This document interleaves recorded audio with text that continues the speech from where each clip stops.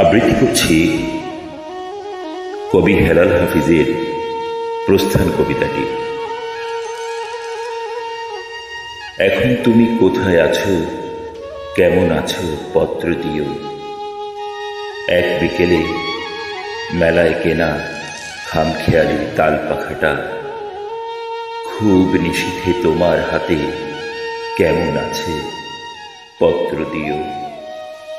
ক্যালেন্ডারের কোন পাতাটা আমার মতো খুব ব্যথিত, ডাগর চোখে তাকিয়ে থাকে তোমার দিকে পত্র দিও। কোন কথাটা অষ্টপ্রহর কেবল বাজে মনের কানে, কোন স্মৃতিটা উস্কানি দেয় ভাসতে বলে প্রেমের বাণে।